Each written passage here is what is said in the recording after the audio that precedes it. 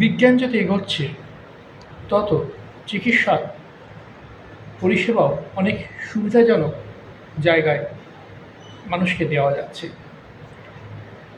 তেমনি একটি শব্দ অর্থ কেরাটোলজি। অর্থ কেটালজি একটা দারুণ একটা জিনিস। অনেকে এটাকে বলে অর্থ কেউ বলে এই টার্মটাকে।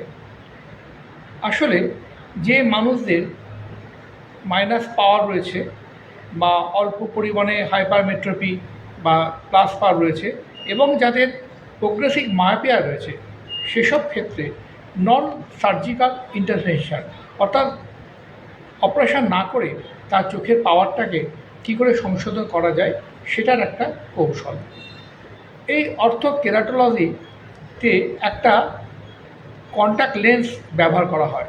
সেই কন্ট্যাক্ট লেন্সটা হচ্ছে হার্ড কন্ট্যাক্ট লেন্স, এবং শুধু হার্ড কন্ট্যাক্ট লেন্স দিলে তো চলবে না, কারণ সেইটা পরে তাকে সারারাত্রি করে ঘুমাতে হবে।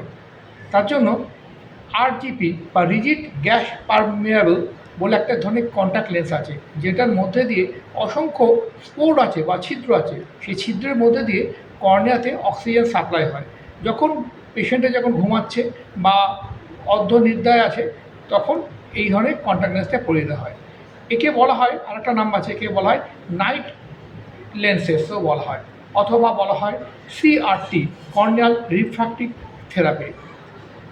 আগেই বললাম, যে ক্ষেত্রে কর্নিয়াকে রিসেভ করা যাচ্ছে না অপারেশন ছাড়া, সেক্ষেত্রে অপারেশন না করে এই ধরনের রিজিড গ্যাস পারমিয়াবল কন্ট্যাক্ট লেন্সকে যদি পরিয়ে দেওয়া হয়, সে রাত্রিবেলা ঘুমাচ্ছে এবং চোখের পাতার চাপে সেই কর্নিয়াটা রিসেভ হয়ে যাচ্ছে।